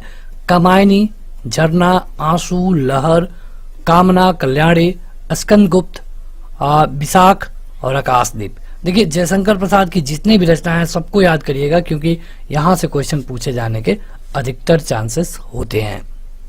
आगे बढ़ते हैं तो यह है सुमित्रा नंदन पंत। देखिए आजकल की परीक्षा में 2 लोगों का पूछे जाने की उम्मीद ज्यादा रहती है, एक है महादेवी वर्मा और दूसरे हैं जयशंकर प्रसाद। तो जयशंकर प्रसाद का आपने देख लिया, अब देखेंगे महादेवी वर्मा का। उससे पहले सुमित्रा नंदन पंत, कला और बूढ़ा चांद, पल्लव, गुंजन, लोकायतन, चिदम्बरा, ये पूछा गया है कई बार। उत्तरा, सूर्यकांत त्रिपाठी निराला, परिमल, तुलसीदास। अब तुलसीदास पूछा जाए तो तुलसीदास मत ट्रिक करिएगा, ये सूर्यकांत त्रिपाठी निराला की रचना है। अनामिका, कुकुरमुत्ता, अड़िमा और बेला। देखिए जो ट्रिक लगा रहे हैं इसका मतलब ये नहीं है कि जो हम ट्रिक नहीं लगाए हैं वो कभी नहीं पूछा गया है। ट्रिक लगाने का ये मतलब है कि ये बहुत बार पूछा गया है, बाकी भी कई परीक्षाओं में पूछे गए हैं। महादेवी वर्मा जो कि मोस्ट इंपोर्टेंट है, निहार, रश्मि, नीरजा, दीपशिखा, यामा और पद से साथी। सुभद्रा कुमारी चौहान का है मुकुल, त्रिधारा, बिखरे मोती, सीधे साधे चित्र, मिलन, स्वप्न और जयंत। रामधारी सिंह दिनकर जो कि बिहार से आते हैं और इनकी भी कई रचनाएं काफी महत्वपूर्ण है, जैसे उर्वशी बहुत बार पूछा गया है, कुरुक्षेत्र, रश्मि रथी, रेणुका, बापू और रसवंती। माखनलाल चतुर्वेदी की जो रचना है यह हिम, किरीटिनी, माता, युगचरण, समर्पण और हिम्मत रंगिनी। आगे बढ़ते हैं तो देखेंगे कुछ और। उससे पहले अगर अभी तक आपने इस वीडियो को लाइक नहीं किया है तो जरूर लाइक कर दें, इसे अपने दोस्तों में शेयर भी करिए। भवानी प्रसाद मिश्र, इनका है गीत परोख, खुशबू के शिलालेख। बालकृष्ण शर्मा नवीन, इनका है उर्मिला, महाप्राण, अपलक, रश्मि रेखा और कवासी। सोहनलाल द्विवेदी के है भैरवी, पूजा गीत, प्रभाती, चेतना, कुड़ाल, विस्पान और पूजा के स्वर। आगे बढ़ेंगे कुछ और देख लेंगे जो पूछा गया है। ये है अज्ञे, अज्ञे की जो रचना है इनका है आंगन के पार द्वार, हरी घास पर छड़बर, बावरा अहेरी, त्रिशंकु, अरे यायावर याद रहेगा, ये बहुत बार पूछा गया है। अरे यायावर याद रहेगा, एक बूंद सहसा उछली, चिंता और पूर्वा। मुंशी प्रेमचंद भी काफी महत्वपूर्ण है, इनका भी आपको सारे याद रखना होगा, बहुत बार पूछा जाता है। गोदान, गबन, रंगभूमि, कर्मभूमि, सेवा सदन, ये सारे कई बार रिपीट हुए हैं कई बार परीक्षाओं में। कायाकल्प और प्रेमाश्रय। हरिवंश राय बच्चन जो कि अमिताभ बच्चन के पिता हैं, इनका जो रचनाएं पूछी जाती हैं वैसे तो बहुत है, लेकिन 2-3 पूछी जाती हैं बहुत बार, जैसे मधुशाला और मधुबाला, ये बहुत बार पूछा गया है। इसके अलावा ये कई बार पूछा गया है, क्या भूलूं क्या याद करूं। इसके अलावा जो इनकी रचना है ये है निशा निमंत्रण, मधु कलश, बुद्ध का नाचघर और बंगाल का काल। राजकुमार वर्मा का है संकेत, एकलव्य, उत्तरायण, निषेध, आकाशगंगा और चित्तौड़ की चिता। धर्मवीर भारती, अंधा युग, ये बहुत बार पूछा गया है। कनुप्रिया, गुनाहों का देवता, ये भी पूछा गया है। सूरज का 7वां घोड़ा और ठंडा लोहा। अब देखेंगे आगे तो ये है गजानन माधव मुक्तिबोध, चांद का मुंह टेढ़ा है, भूरी भूरी खाक धूले, नए साहित्य का सौंदर्य सात्य, विपात्र, एक साहित्यिक की डायरी और काट का सपना, ये कई बार पूछा गया है। अगला है सर्वेश्वर दयाल सक्सेना, काठ की घंटिया, बांस का पुल, एक सूनी नाव, गर्म हवाएं, कुआनो नदी, जंगल का दर्द, खूंटियों पर टंगे लोग, ये पूछा गया है। क्या कहकर पुकारूं, पागल कुत्ते का मसीहा, ये एक उपन्यास है। सोया हुआ जल, ये भी एक उपन्यास है। केदारनाथ सिंह, अभी बिल्कुल अभी, जमीन पक रही है, ये पूछा गया है। यहां से देखो, बाघ, अकाल, अकाल में सारस, उत्तर कबीर और अन्य कविताएं, तालस्ताय और साइकिल, सृष्टि पे पहरा। इसके अलावा और भी है कोई, जैसे कि कुंवर नारायण का चक्रव्यूह, अपने सामने कोई दूसरा नहीं, आत्मजयी इन दिनों। उदय प्रकाश का है सुनो कारीगर, अबूतर कबूतर, रात में हारमोनियम, एक भाषा हुआ करती है, कवि ने कहा, यह पूछा गया है कई बार। दरियाई घोड़ा, तिरछ, दत्तात्रेय के दुख, पाल घुमरा का स्कूटर और आरेबा परेखा, ये कई बार पूछा गया है, इसे भी ट्रिक कर लीजिए। तो बस ये रहा एक चैप्टर जो कवियों वाला था। अब देखिए यहाँ पे ये आपके लिए 5 क्वेश्चन है, यहाँ पे हम आपको 1 मिनट दे रहे हैं पूरा। इनमें से आप सबका जो नाम है कमेंट करके बताइए कमेंट बॉक्स में। अगर आप इस वीडियो को बाद में देख रहे हैं तो भी यहाँ पे वीडियो रोक लीजिए और इन सबका नाम कमेंट करके बताइए कमेंट बॉक्स में। जैसे साकेत किसकी रचना है, बिहारी सतसई किसकी रचना है, पृथ्वीराज रासो, सीधे साधे चित्र, अरे या यावर याद रहेगा। देखिए अगर हम बात करें विलोम की तो इसमें करीब 500 से अधिक ऐसे शब्द हैं जो आपको अच्छी तरह से याद होने चाहिए। तो इसी तरह के जो अति महत्वपूर्ण शब्द है वो आपको इस वीडियो में देखने को मिलेंगे। यहाँ पे जो भी शब्दों को कवर किया गया है, अगर आप इन्हें अच्छी तरह से याद कर लेते हैं तो आपके किसी भी वनडे परीक्षा के लिए कोई परेशानी नहीं होगी। शुरू करते हैं बिना देर किए हुए। सबसे पहले देखेंगे कि विलोम मतलब कि विपरीतार्थक शब्द होता क्या है। विलोम मतलब होता है उल्टा, मतलब किसी भी शब्द का उल्टा अर्थ देने वाले शब्द को उसका विलोम कहते हैं। जैसे आय, आय मतलब होता है जब इनकम, और व्यय, व्यय मतलब होता है खर्च। आज़ादी, आज़ादी का उल्टा होता है गुलामी, तो आज़ादी का जो विलोम है ये है गुलाम। नवीन, नवीन मतलब कि नया, प्राचीन मतलब कि पुराना, यानी कि जो भी एक दूसरे के उल्टे अर्थ देते हैं उनको विलोम कहते हैं। आज के इस वीडियो में कुछ ऐसे ही शब्दों को देखेंगे जो कि कई बार आपके परीक्षा में पूछे गए हैं। जैसे अमृत, अमृत का होता है विष, अनुराग का विराग, आगामी का आगत, अनुज का अग्रज, अनुज मतलब होता है छोटा, अग्रज मतलब बड़ा, अपेक्षा का नगद या फिर उपेक्षा, आदर्श का यथार्थ, आहार का निराहार, आमिष का निरामिष, अनिवार्य का वैकल्पिक, अगम का सुगम, अथ का इति, आदि, आदि मतलब होता है स्टार्टिंग, अंत, आग्रह का दुराग्रह, आकर्षण का विकर्षण, अतिवृष्टि मतलब ज्यादा बारिश होना, अनावृष्टि कम बारिश होना, आय, आय का होता है व्यय, अभिर्भाव, तिरोभाव, अभिज्ञ, अनभिज्ञ, अमृत, विष, अभिमान का होता है नम्रता। देखिए यहाँ पे कुछ आपको ट्रिक बताने लायक नहीं है, और इस चैप्टर पे अगर आप कमांड चाहते हैं तो आपको ज़्यादा से ज़्यादा शब्दों को याद ही करना होगा। वैसे इस वीडियो में आपको अलग अलग, जैसे कि अ का अलग, ई का अलग, ऊ का अलग, क का अलग देखने को मिलेगा, तो आप चाहें तो थोड़ा थोड़ा करके भी याद कर पाएंगे। एप्लीकेशन पे जाएंगे तो आप इसे लाइन बाय लाइन पढ़ भी सकते हैं।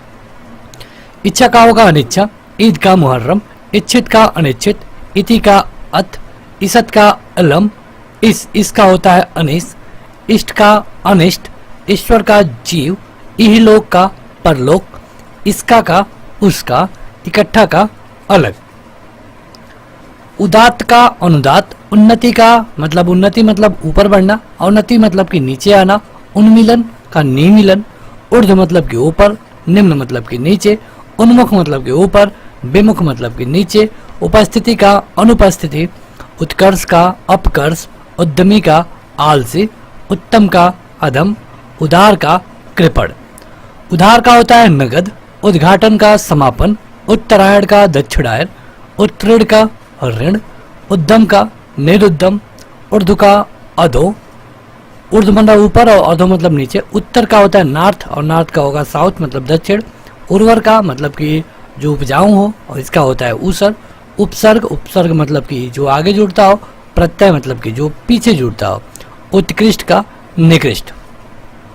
ये रहा ऊ का। अब ए और आय का देखेंगे। एड़ी का चोटी, एड़ी मतलब होता है कि शरीर का सबसे निचला वाला पॉइंट, चोटी मतलब कि सबसे ऊंचे वाला पॉइंट।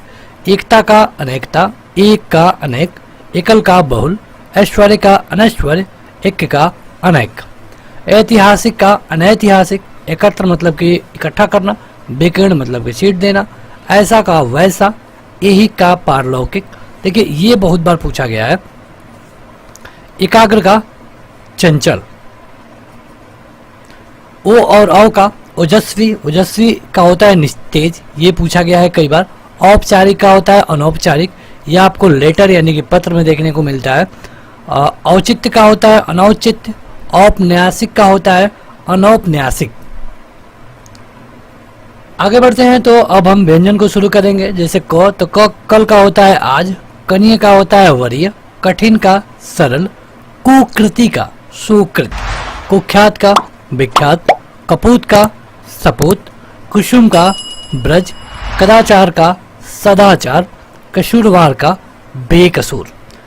क्रम का है व्यक्तिक्रम, कार्य का अकार्य, क्रूर का अक्रूर, कलुष का निष्कलुष, कनिष्ठ, कनिष्ठ मतलब होता है छोटा और ज्येष्ठ मतलब होता है बड़ा, कृष्ण मतलब होता है काला, शुक्ल मतलब होता है सफेद, कलंक, कलंक मतलब होता है कलंक लगना, मतलब उसका उल्टा होगा निष्कलंक। कर्कश का होगा सुशील, कटु का होगा मधुर, मतलब कटु वचन मधुर वचन। ख से जो पूछे जाते हैं यह है खिलना, खिलना का होता है मुरझाना। खेद, खेद का होगा प्रसन्नता, यह सॉरी होता है। खगोल, खगोल का होगा भूगोल।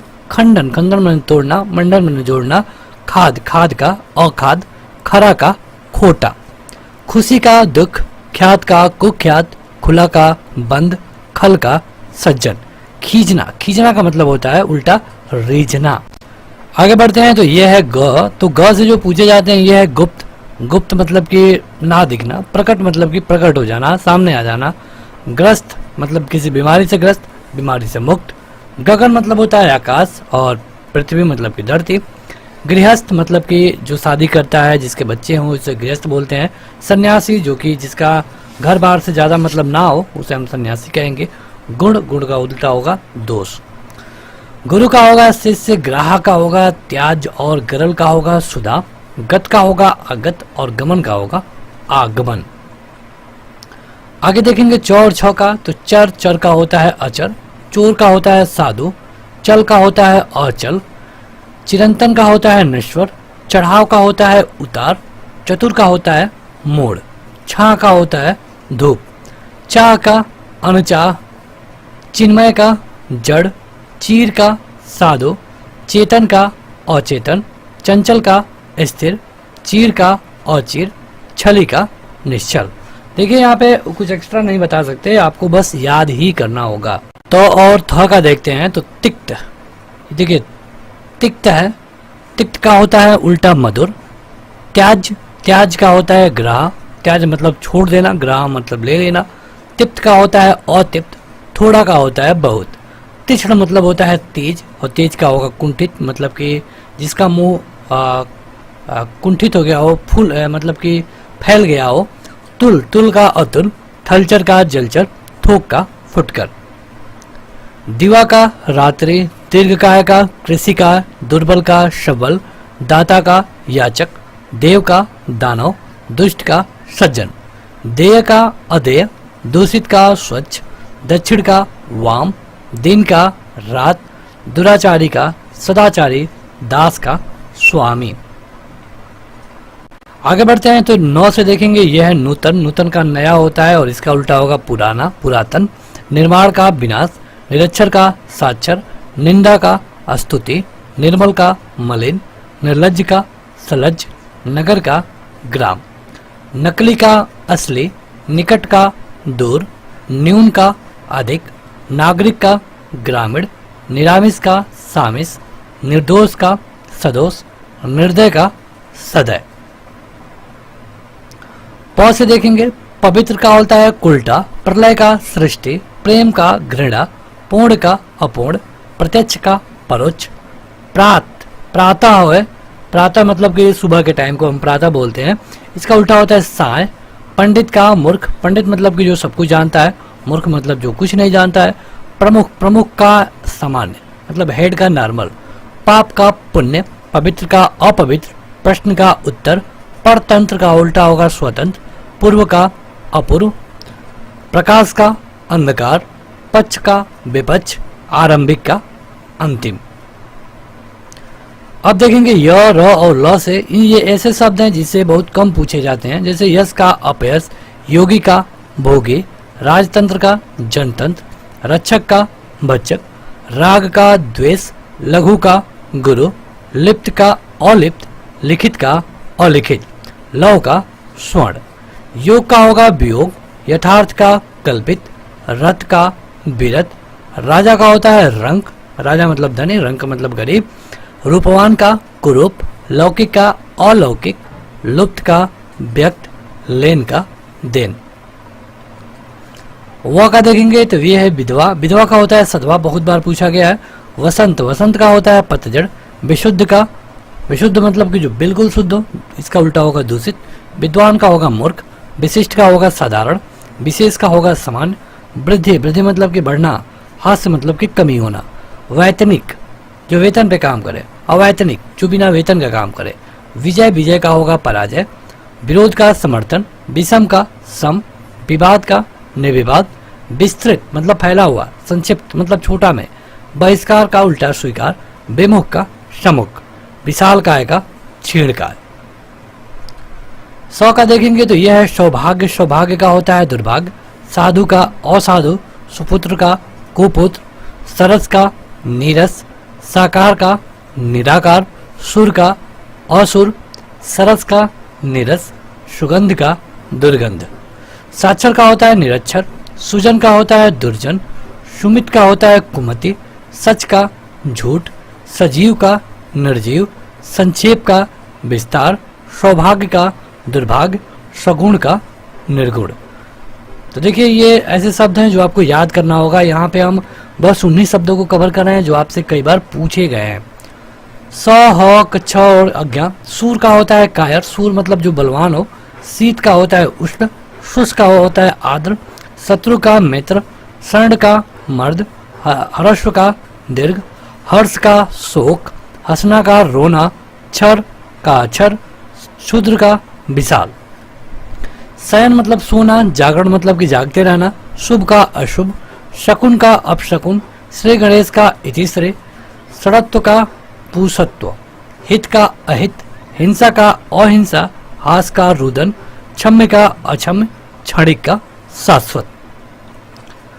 ये रहे एक पूरा कंप्लीट चैप्टर था ये। अब देखिए यहाँ पे आपको ये देखना है कि आपको कितना आता है। जैसे इसका आप बताइए निराकार का विलोम क्या होगा, निराकार का विलोम क्या होगा ये आप कमेंट करके बताइए। आपको हर एक क्वेश्चन के लिए 2 सेकंड मिलेगा। देखिए निराकार मतलब कि जिसका कोई आकार नहीं हो, तो जिसका कोई आकार नहीं होगा इसका क्या होगा उल्टा साकार। अजेय शब्द का विलोम क्या होगा, अजेय शब्द का विलोम बताइए। अजेय मतलब क्या होता है, जिससे जीता ना जा सके उसको हम क्या बोलते हैं, अजेय बोलते हैं। तो बताइए कि अजेय शब्द का विलोम क्या होगा।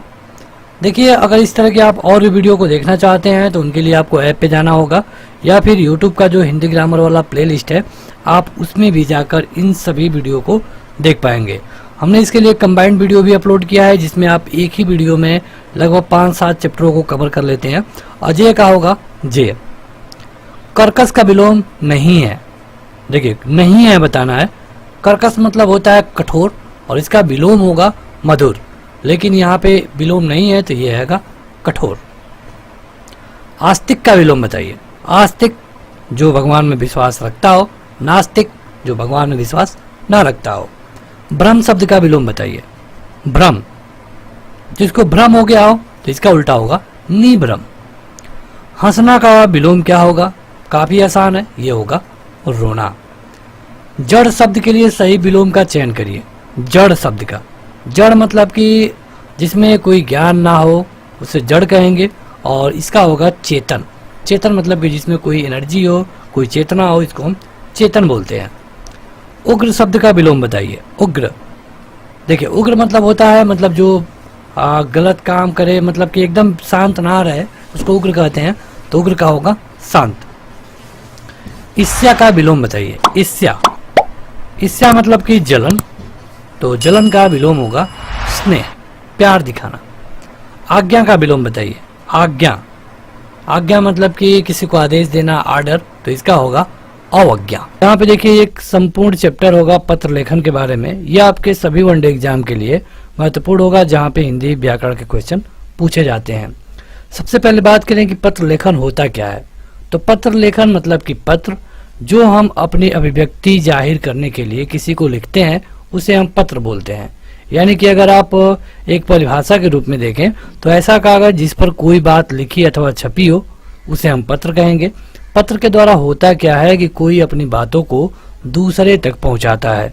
ये बातें निजी हो सकती हैं, कार्यालय संबंधी हो सकती हैं या फिर कैसी भी हो सकती हैं। उन सभी को हम कहते हैं पत्र और उस क्रिया को हम बोलते हैं पत्र लेखन। इससे कई सारे क्वेश्चन आपके परीक्षा में बनते हैं। अब देखते हैं कि पत्र में कौन कौन से भाग होते हैं। जैसे जो एक हम पत्र लिखते हैं इसमें क्या क्या होता है। तो एक होता है शीर्षक या फिर जिसको आरंभ भी बोल सकते हैं। उसके बाद होता है संबोधन, जैसे कि डियर अध्यापक, इस तरह का जो है अभिवादन होता है। उसके बाद विषय वस्तु जिसको हम सब्जेक्ट बोलते हैं, यानी कि हम 1 से 2 लाइन में बताने की कोशिश करते हैं कि इस लेटर में हमने लिखा क्या है, ताकि किसी को पूरा लेटर ना पढ़ना पड़े। अगर वो 1 लाइन पढ़ ले तो उसको बहुत हद तक उसके बारे में जानकारी मिल जाए। उसके बाद होता है मंगल कामना, मतलब अंतिम में हम उसके लिए मंगल कामना करते हैं और लास्ट में मिलता है अंत। तो ये होते हैं पत्र के मुख्य रूप से 5 भाग। आगे हम देखेंगे कि किसमें क्या होता है, लेकिन अभी के लिए आप ये जानिए कि पत्र के 5 भाग होते हैं। पहला है शीर्षक, दूसरा संबोधन, तीसरा विषय वस्तु, चौथा मंगल कामना और 5वां अंत। यहाँ पे पूछा गया है कई बार कि पत्रों के प्रकार कितने होते हैं। तो पत्र मुख्य रूप से 2 प्रकार का होता है। पहला होता है अनौपचारिक, मतलब कि इनफॉर्मल लेटर। दूसरा होता है औपचारिक, यानी कि फॉर्मल लेटर।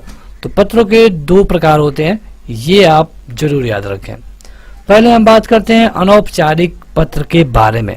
अनौपचारिक पत्र का मतलब ये होता है पर्सनल, यानी कि व्यक्तिगत। जो भी व्यक्तिगत या फिर ऐसे पत्र जो केवल 2 लोगों के बारे में ही हो, उनको हम अनौपचारिक पत्र कहते हैं। व्यक्तिगत पत्र का मतलब ये है कि जब हम अपने किसी मित्र, प्रियजन या फिर परिवार के किसी सदस्य को लिखते हैं, ये पत्र सुख दुख, शोक, विदाई, निमंत्रण आदि के लिए लिखे जाते हैं, तो इनको हम कहते हैं अनौपचारिक पत्र। यहाँ पे अनौपचारिक पत्र को लिखने में कुछ नियमों को पालन करना जरूरी होता है। जैसे कि एक ऑफिशियल पत्र होता है, उसमें अलग नियम होते हैं। अनौपचारिक पत्र, जिसको आप व्यक्तिगत पत्र भी बोल सकते हैं, इनके रूल्स अलग होते हैं। जैसे जो अनौपचारिक या फिर व्यक्तिगत पत्र हैं, इसमें पत्र के ऊपर दाहिनी ओर पत्र प्रेषक का नाम, पता और दिनांक होना चाहिए। मतलब मान लीजिए आप ये लेटर लिख रहे हैं, तो यहाँ पे दाहिने तरफ ऊपर में आपको क्या लिखना होगा? भेजने वाले का नाम, पता और दिनांक। पत्र जिस व्यक्ति को लिखा जा रहा है उसे हम प्रेषिती कहते हैं। उसके प्रति संबंध के अनुसार ही समुचित अभिवादन या फिर संबोधन के शब्द लिखे जाते हैं। जैसे कि अभिवादन में हम वैसे प्रयोग करेंगे जैसे वो पत्र किसके लिए लिखा जा रहा है, मित्र के लिए, भाई के लिए, बहन के लिए, किसी अपने सदस्य के लिए, तो सबके लिए अलग अलग अभिवादन होगा, वो हम आगे देखेंगे। यह पत्र प्रेषक अथवा प्रेषित के संबंध पर निर्भर करता है कि अभिवादन का प्रयोग कहाँ, किसके लिए और किस तरह करना है। जैसे कि हमने आपको बताया कि आप किसको भेज रहे हैं उसके अनुसार यहाँ पे जो अभिवादन का शब्द है उसे लगाया जाता है। जैसे कि अगर आप अपने से बड़ों के लिए भेज रहे हैं, जो बड़े हैं आपसे, आदरणीय हैं, उनको अगर आप भेज रहे हैं तो आप जो शब्द लगाते हैं ये होता है आदरणीय, पूजनीय, पूज्य, श्रद्धेय इत्यादि। तो कई बार परीक्षा में पूछा गया है कि अगर आप अपने से बड़े के लिए लेटर लिख रहे हैं तो आप उसमें प्रशस्ति शब्द क्या लगाएंगे। ये होता है आदरणीय, पूजनीय, पूज्य या फिर श्रद्धेय। इसके अलावा जो अभिवादन होता है ये क्या रखना चाहिए, तो ये होता है सादर प्रणाम, सादर चरण स्पर्श, सादर नमस्कार इत्यादि। जो समाप्ति होगी जहाँ पे नीचे लिखा जाता है, जैसे एक लेटर है तो इसमें जब नीचे यहाँ पे लिखने की बात आती है लास्ट में समाप्ति के जगह पे, वहाँ पे लिखा जाता है आपका बेटा, पोता, नाती, बेटी, पोती, नतिनी, भतीजा इत्यादि। मतलब अगर हम ये लेटर अपने से बड़ों वालों के लिए लिख रहे हैं तो प्रशस्ति में तो हम ये सारे शब्द प्रयोग में लाएंगे। इसके अलावा जब अभिवादन में लिखना होगा तो हम ये सारे शब्दों को यूज करते हैं। समाप्ति में आप इन शब्दों का प्रयोग कर सकते हैं जो भी आपका रिलेशन होगा उसके अनुसार। अब अगर ये लेटर अपने से छोटे या फिर बराबर वाले को लिखना हो, जैसे कि अपने किसी दोस्त को, तो उस समय हम जो प्रशस्ति है इसमें हम लिखेंगे प्रिय, चिरंजीवी, प्यारे, प्रिय मित्र। अभिवादन में उनको हम लिखेंगे मधुर स्मृतियां, सदा खुश रहो, सुखी रहो या फिर आशीर्वाद। जो समाप्ति होती है यहाँ पे दाएं तरफ नीचे, यहाँ पे लिखेंगे तुम्हारा, तुम्हारा मित्र, तुम्हारा हितैषी, तुम्हारा शुभचिंतक इत्यादि। तो देखिए दोनों में कितना अंतर है अगर ये लेटर हम अपने से बड़ों के लिए लिख रहे हैं या फिर अपने से बराबर या फिर छोटों वाले के लिए लिख रहे हैं। अब देखते हैं कुछ औपचारिक पत्रों को। जैसे ये जो औपचारिक पत्र होते हैं या ऑफिशियल होते हैं, इसमें भी कई प्रकार हैं, लेकिन अगर आप ये लेटर प्रधानाचार्य, किसी पदाधिकारी, व्यापारी, ग्राहक, पुस्तक विक्रेता, संपादक आदि को लिख रहे हैं तो ये पत्र औपचारिक पत्र की श्रेणी में आते हैं। अभी आपने देखा अनौपचारिक मतलब कि पारिवारिक, व्यक्तिगत, लेकिन औपचारिक मतलब कि किसी अधिकारी को, प्रधानाचार्य को, व्यापारी को, ग्राहक को या फिर पुस्तक विक्रेता को जो पत्र लिखा जाता है उसको हम औपचारिक पत्र बोलते हैं। तो जो औपचारिक पत्र होता है इसके कई प्रकार हैं और यहाँ से ही आपके परीक्षा में कई सारे क्वेश्चन बनते हैं। यहाँ पे लगभग 4 से 5 प्रकारों को हम कवर करेंगे, सबके बारे में विस्तार से पढ़ेंगे। लेकिन शुरू करते हैं पहले वाले से, जो है प्रार्थना पत्र या फिर आवेदन पत्र। प्रार्थना पत्र मतलब इसमें किसी से प्रार्थना की जाती है या फिर किसी से आवेदन किया जाता है। जैसा कि नाम से ही आपको दिख रहा है, ये जो लेटर होता है ये अवकाश मतलब छुट्टी, सुधार या फिर आवेदन के लिए लिखा जाता है। यहाँ पे ये जो लेटर है इसको लिखने में कुछ रूल्स फॉलो करने पड़ते हैं और ये रूल्स क्या है उसी को हम आगे देखने वाले हैं। देखिए जो पहला रूल्स है ये है कि प्रेषक का पता। आवेदन पत्र जब लिखते हैं तो उसके सबसे ऊपर की तरफ बाईं ओर पत्र भेजने वाले का नाम लिखा जाता है, मतलब कि कौन भेज रहा है, उसका क्या नाम है और उस दिन की जो दिनांक है उसी के नीचे, मतलब नाम जो भेज रहा है लेटर उसका और उसके नीचे उसका दिनांक लिखा जाता है। इसी तरह जो पत्र प्राप्त करने वाला है जिसके लिए हम लेटर लिख रहे हैं उसका नाम हम लिखते हैं दूसरी तरफ सेवा में लिखकर। जैसे कि सेवा में अगर कोई अधिकारी है तो जैसे कि कोई पीडब्ल्यूडी अधिकारी है तो पीडब्ल्यूडी अधिकारी, उसके बाद पहले उसका नाम, उसके बाद से पीडब्ल्यूडी अधिकारी, उसका स्थान और डेट, ये सारा लिख सकते हैं आप सेवा में। इसके बाद उसके नीचे जो लिखा जाता है, मतलब उस लेटर में जो नीचे लिखेंगे वहाँ लिखा जाता है विषय। जैसे कि यहाँ पे हम आपको दिखाएं, यहाँ पे हम लिखते हैं बीच में विषय। विषय में क्या होता है कि जो भी हमने इस लेटर में बात कही है उसको एक लाइन में पूरा कर दिया जाता है। मतलब कि ऐसा होना चाहिए विषय ताकि पढ़ने वाले को विषय पढ़कर ही लेटर के बारे में अधिक जानकारी हो जाए, उसको पूरा लेटर पढ़ने की जरूरत ना पड़े, एक तरह से आप ये भी कह सकते हैं। तो ये होता है विषय। विषय के बारे में क्लियर लिखना चाहिए ताकि यहाँ से कई सारी चीज़ें उसको जानकारी मिल जाए। इसके बाद जब विषय लिख लेते हैं तो उसके नीचे आते हैं और यहाँ पे होता है संबोधन। संबोधन में क्या हम रखेंगे, जैसे कि ये हम किसी अधिकारी को लिख रहे हैं या किसी नेता को, तो हम लिखेंगे महोदय या फिर आदरणीय, मान्यवर या फिर माननीय, जो जैसे होगा उसके लिए वैसे सब लगाएंगे। उसके बाद नीचे आता है विषय वस्तु, मतलब पूरा लेटर। तो इसमें क्या होता है कि हम इसकी स्टार्टिंग करते हैं सविनय निवेदन से। सविनय निवेदन से इसकी स्टार्टिंग करेंगे और इसमें हम पूरा लिख देंगे, पूरा डिटेल। ठीक है, जैसे कि हम क्या चाहते हैं, किसके लिए आवेदन कर रहे हैं या फिर क्या प्रार्थना कर रहे हैं, छुट्टी चाहिए नहीं चाहिए, तो ये सारा कुछ इसमें लिखना होता है। ये पूरा विषय होता है। स्टार्टिंग में आपको ध्यान देना है कि आपको हमेशा सविनय निवेदन से शुरू करना होता है। इसके बाद अंत में आपको लिखना होता है कि जैसे कि मैं सदा आपका आभारी रहूँगा। जैसे कि हम उनसे छुट्टी मांग रहे हैं तो अंत में लिखेंगे कि मैं सदा आपका आभारी रहूँगा। उसके बाद से नीचे अभिवादन के साथ उसको समाप्त किया जाता है। जैसे कि मूल विषय लिखने के बाद धन्यवाद लिख देते हैं। जैसे यहाँ पे हम एक लेटर लिख रहे हैं, यहाँ पे मान लीजिए यहाँ पे विषय हो गया और यहाँ पे टोटल लेटर हो गया। यहाँ पे हम लिख देते हैं धन्यवाद। तो उसके बाद नीचे लिखते हैं अभिनिवेदन। मतलब जैसा कि हमने आपको बताया कि लेटर में सबसे नीचे यहाँ पे लिखा जाता है अभिनिवेदन। इसमें क्या होगा कि भवदीय, प्रार्थी, आपका आज्ञाकारी, इस तरह के श्रेष्ठता सूचक शब्दों का प्रयोग किया जाता है। तो ये रहा एक लेटर आवेदन का। और ये जो आवेदन पत्र होता है ये 4 प्रकार के होते हैं। जैसे जब विद्यार्थी एक प्रार्थना पत्र लिखता है तो ये भी आवेदन पत्र में आएगा। कर्मचारी कोई आवेदन पत्र लिखता है तो ये भी आवेदन पत्र में होगा। नौकरी के लिए भी आवेदन पत्र लिखे जाते हैं और जन साधारण भी आवेदन पत्र लिखता है। जैसे कि अगर आप कोई अधिकारी को लिख रहे हैं, किसी नेता को लिख रहे हैं, तो ये सारे जो पत्र होते हैं ये आवेदन पत्र में आते हैं। परीक्षा में पूछा जाता है कि अगर आप किसी अधिकारी को लेटर लिख रहे हैं तो ये किस लेटर के तहत आएगा। आगे बढ़ते हैं। तो जो औपचारिक का दूसरा प्रकार है ये है संपादकीय पत्र, यानी कि एडिटोरियल लेटर।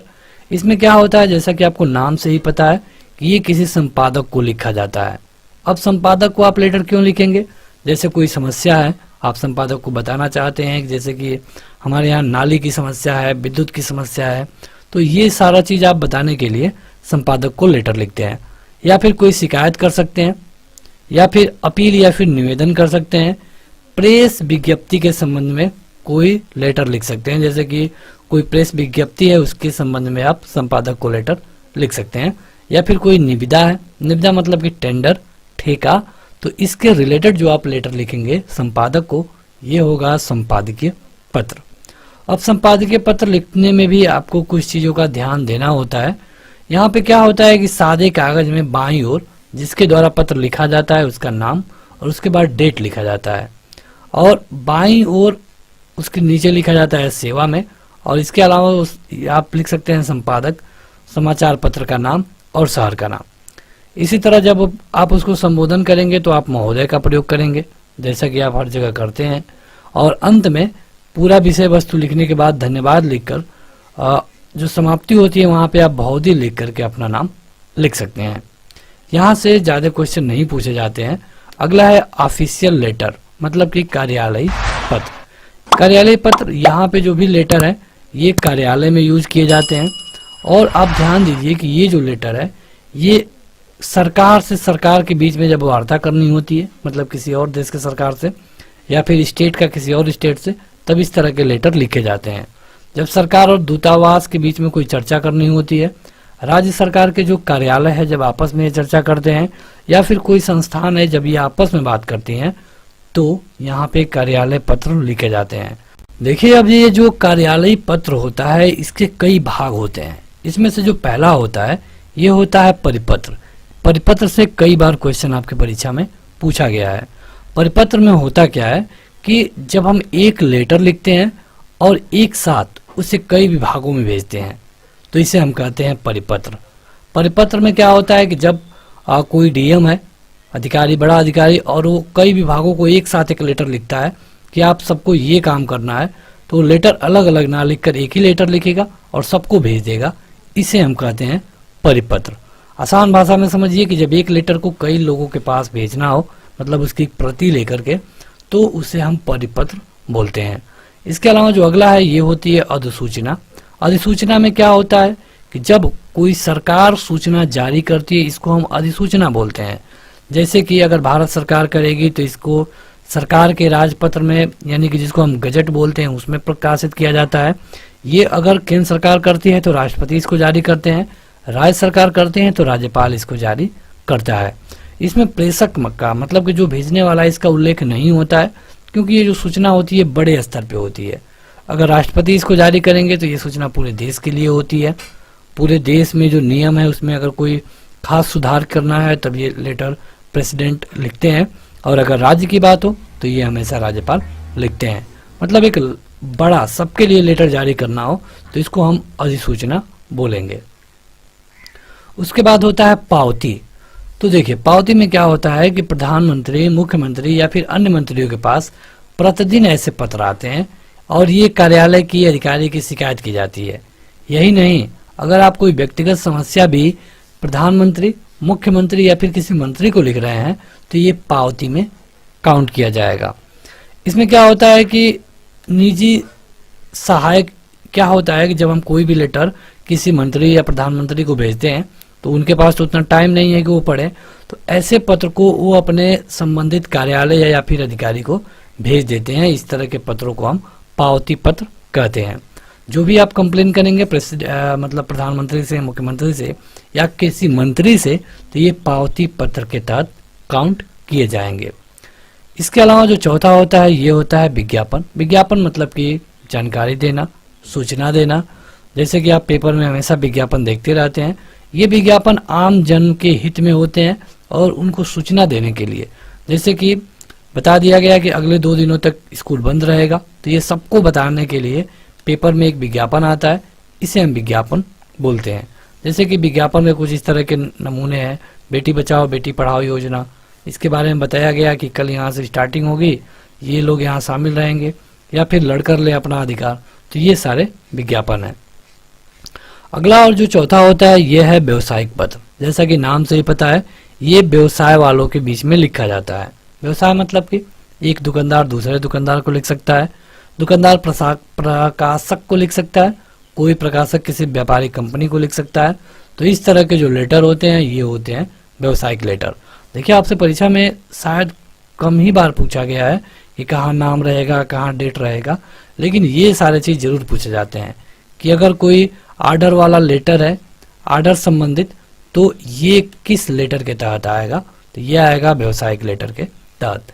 यहाँ पे स्क्रीन पे जो भी चीजें आप देख रहे हैं, अगर आप इसे चाहते हैं लाइन बाय लाइन पढ़ना, जैसे आप बुक में पढ़ते हैं, तो एप्लीकेशन डाउनलोड करना होगा और ऐप का लिंक वीडियो के डिस्क्रिप्शन में मिल जाएगा।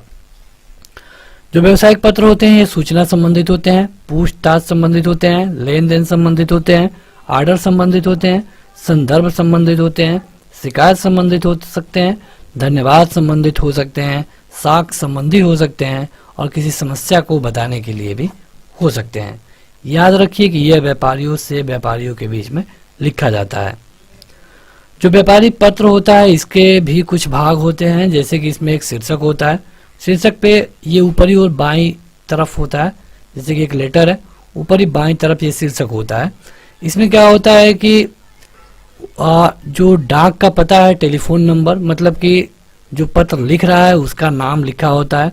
इसके नीचे पत्रांक संख्या होती है, मतलब आप कौन पत्र लिख रहे हैं, किस ईयर का है। जैसे कि अगर हम 2020 का 7वां पत्र लिख रहे हैं तो 7/2020 लिख सकते हैं। तो ये पत्रांक होता है, ये लिखा जाता है इसके नीचे। उसके नीचे होता है संदर्भ संख्या, मतलब कि पूरा डिटेल में उसके बारे में बताया जाता है। उसके नीचे महोदय के लिए संबोधन भी होता है और पत्र के मुख्य भाग को लिखने के बाद आप जो भेजने वाला है उसका नाम नीचे लिख देते हैं। यहाँ पे देखिए एक द्वितीय भाग भी होता है जिसमें तथ्य और सूचनाओं के बारे में विवरण देना होता है। जैसे अगर आप कोई लेटर लिख रहे हैं और लेटर बहुत बड़ा है, तब उसमें आप सेक्शन बना के लिख सकते हैं, द्वितीय भाग, तृतीय भाग, मतलब कई कंप्लेन है तो आप उसमें एक ही साथ लिख सकते हैं। जब आप ये लेटर खत्म करेंगे तो नीचे लिख देंगे भवदीय। और यहाँ पे जो लेटर भेज रहा है उसका सिग्नेचर कर देंगे, और कोई संस्था है तो उसकी मुहर भी आप यहाँ पे लगा सकते हैं। यह है। अब देखते हैं कुछ औपचारिक पत्रों के निम्नलिखित कितने अंग होते हैं। तो औपचारिक पत्रों के कुल मिला के 7 अंग होते हैं। जैसे जो पत्र भेज रहा है, पहले जो पत्र पा रहा है उसका नाम, उसका पदनाम और पता लिखना जरूरी है। उसके बाद विषय लिखना जरूरी है। संबोधन लिखा जाता है जैसे कि महोदय, माननीय इत्यादि। उसके बाद विषय वस्तु लिखी जाती है जैसे कि उनके डिटेल अपनी जो बात है उसे बताया जाता है। उसके बाद जो खत्म किया जाता है तो वहाँ पे अपना हस्ताक्षर और नाम, जैसे कि भवदीय लिख करके आपने अपना हस्ताक्षर कर दिया या फिर नाम लिख दिया। उसके बाद भेजने वाले का पता और नीचे सबसे होता है दिनांक। औपचारिक पत्र के मुख्य रूप से 7 भाग होते हैं और ये परीक्षा में कई बार पूछा गया है। इसी तरह जो इसमें प्रशस्ति या फिर अभिवादन यूज करते हैं उसको भी देख लीजिए। जैसे कि पहले हमने आपको अनौपचारिक के बारे में बताया था। अब औपचारिक के बारे में जो प्रशस्ति है, मतलब जो एकदम बिल्कुल ऊपर प्रयोग करते हैं, ये हो सकता है श्रीमान, श्रीयुत, मान्यवर, महोदय इत्यादि। इसके अलावा यहाँ पे आपको एक चीज ध्यान देना होगा कि जो औपचारिक पत्र होते हैं उसमें अभिवादन नहीं होता है। ये भी क्वेश्चन बहुत बार आपसे परीक्षा में पूछा गया है कि बताइए कि किस लेटर में अभिवादन नहीं होता है। तो इसमें आप अभिवादन लिखने की जरूरत नहीं होती है, और समाप्ति पे आपको उसी तरह भवदीय, भवदीया, निवेदक, निवेदिका, शुभचिंतक, प्रार्थी, आपका गेगारिसिस, ये सारा चीज लिख सकते हैं। तो बस आज के इस वीडियो में इतना ही। लेटर के बारे में उतने क्वेश्चन आपके परीक्षा में नहीं पूछे जाते हैं, फिर भी 2 से 3 क्वेश्चन आपके परीक्षा में बन सकता है। तो इस वीडियो को लाइक करने के साथ ऐप पे जाके आप इसे लाइन बाय लाइन जरूर पढ़ें। आज के इस वीडियो में इतना ही। Thank you.